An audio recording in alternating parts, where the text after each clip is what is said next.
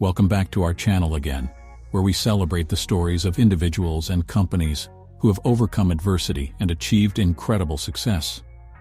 In this video, we focus on one of the most influential and dynamic companies in the world, Samsung. From its humble beginnings as a small electronics firm in South Korea to its current status as a global leader in technology and innovation, Samsung's rise to the top is nothing short of remarkable. Join us as we explore the fascinating history of this groundbreaking company and discover how its visionary leaders and cutting-edge technology have revolutionized the world we live in today. From the early days of transistor radios to the latest advancements in mobile devices and smart appliances, we'll explore every facet of what makes Samsung such a formidable force in the world of business. Get ready to be inspired by the incredible story of how Samsung went from zero to one of the most influential and innovative brands in the world. So without any further delay, let's get started. The youngest of 4 children born to Kwon Jae-lim, Lee Chan-woo, Samsung's founder and current chairman, Lee Byung-chul was born into a prosperous Yangbon family that owned lands. Yangbon was a minor branch of the Lee clan. Lee Byung-chul later founded a grocery trading company and named it the Samsung Trading Company. It got its name from the Korean interpretation of a constellation central to a folktale about a good dragon and an evil one. Lee Byung-chul was successful because the company traded noodles and other consumer products that were made in and around the city of Daegu, which were then exported to China and its provinces. The company capitalized on the increased demand for necessities like food and hygiene products at the outset of World War II, when domestic markets in Korea and Japan reduced their spending on luxury items. In 1947, Lee moved its headquarters to Seoul. The Korean People's Army had taken over most of South Korea, forcing him to flee to Busan, where he established the Cheoljadang sugar refinery. In 1954, he established and built the Chal-Mojik sugar refinery in the city of Chimsandong, Daegu. On a side note, Cheoljadang is still around today as Korea's leading food culture company, engaged in advanced food research works. And it was during this time, Lee had a partner named Cho Hong-jae, who was responsible for breaking Samsung into other kinds of goods. However, a dispute over differences in management style led to the two to split apart. The policies of the company were designed to help the country's largest domestic conglomerates, known as cables, by protecting them from rivals and making it easy for them to obtain financing. Samsung was one such cable, and it is still run by Lee Kun-hee, the third son of Samsung founder Lee Byung-chul. With the launch of Samsung Corning, Samsung Semiconductor and Telecommunications, Samsung Electromechanics, and Samsung Electronics Devices, Samsung entered the electronic industry in 1969. Samsung and Sanyo formed a joint venture to produce products underway, allowing factories to begin producing electronics like televisions and microwaves. In 1970, Samsung Sanyo released their first black and white televisions for the Korean market. These televisions were a huge success, as Korean consumers favored them over their Japanese counterparts. Since it was already a major manufacturer in Korea and had acquired a 50% stake in Korea Semiconductor, Samsung was able to innovate quickly. In the 10 years following 1978, the company produced 5 million televisions, a significant milestone. In 1974, Samsung Heavy Industries had already become a major player in the global shipbuilding industry. By the late 1970s, it was obvious that Lee Byung-chul had made it. He regularly topped lists of the richest Koreans. Lee also served as chairman of the Federation of Korean Industries, a powerful business organization composed of the country's top businessmen, including representatives from LG and Samsung. With the purchase of Hankook Jeonju Tongsin in 1980, Samsung entered the telecommunications hardware sector, initially manufacturing telephone switchboards, and then progressing to telephone and fax systems, before switching to the production of mobile phones in 1988. The effects of the cable's influence on the nation's fiscal and monetary policies are still debated today. In 1987, Lee Byung-chul died of natural causes, and his third son, Lee Kun-hee, became president of Samsung.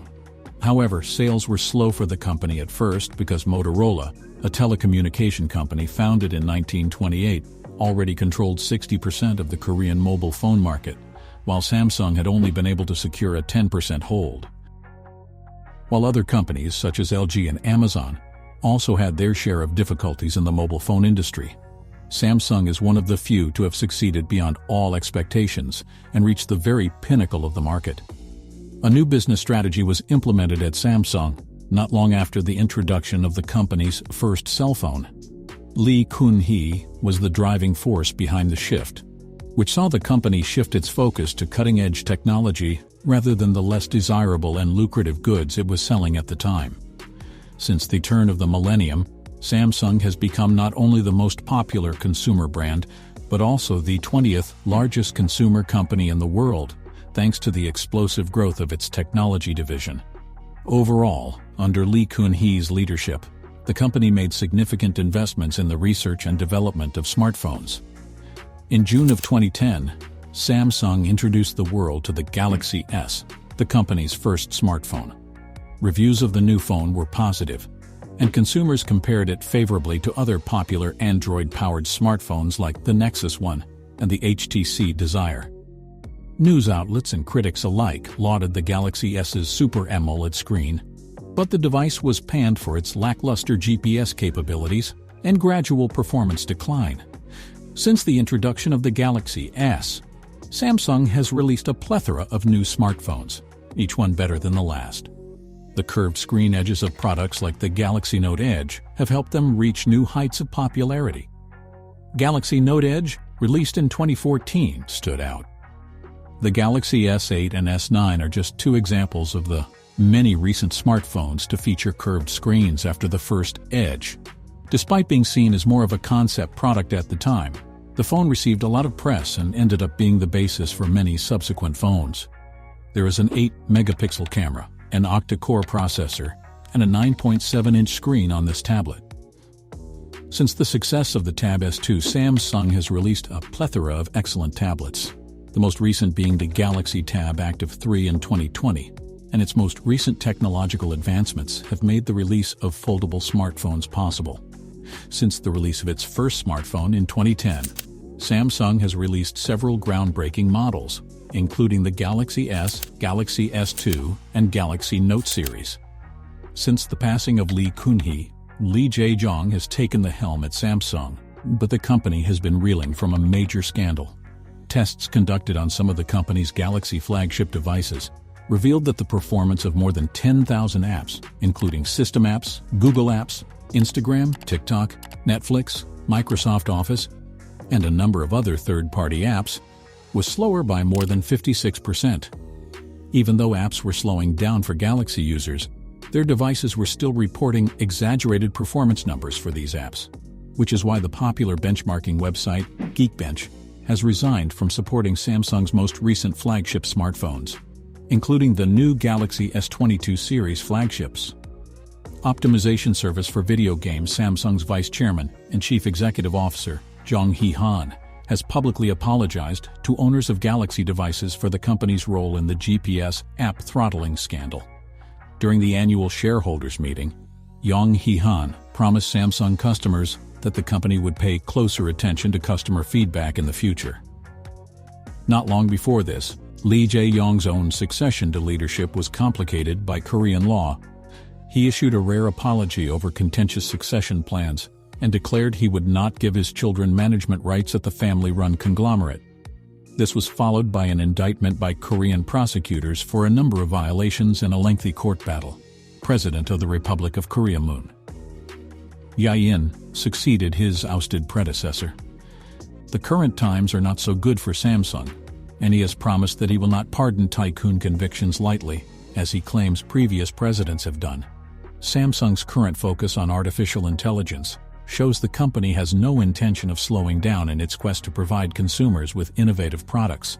With its efforts to integrate AI into people's daily lives, Samsung is now advancing further into the field of artificial intelligence. Samsung is now concentrating on the user experience and advantages of using AI, with a primary focus on the user, rather than just the AI itself. This is evident in the introduction of Samsung's built-in AI system, Bixby, in the Galaxy S8, which functions similarly to Apple's Siri. By 2022, Samsung plans to further integrate artificial intelligence into its next generation of products. Samsung plans to hire 1,000 new scientists at AI-focused research facilities around the world as part of its research initiative, which will involve an investment of $22 billion in cutting-edge technology, with 5G and AI taking the lead. The company plans to invest over $206 million between now and 2023, and it says that doing so will help it gain an edge in competitive global markets like the chip market and open up opportunities for expansion in fields like robotics and next-generation communications. There was no mention of how much money Samsung Electronics plans to spend in each sector, but the company is clearly returning to its tried-and-true strategy of advancing its technology through acquisitions of new companies and startups. So that's all for today's video. Before ending this, we would like to know if you have heard of anything else that's behind the reason for Samsung's success in the industry. If so, what other information would you add to this video? If you want to see more motivational business videos, then subscribe to our channel and press the bell icon so you never miss any videos from us.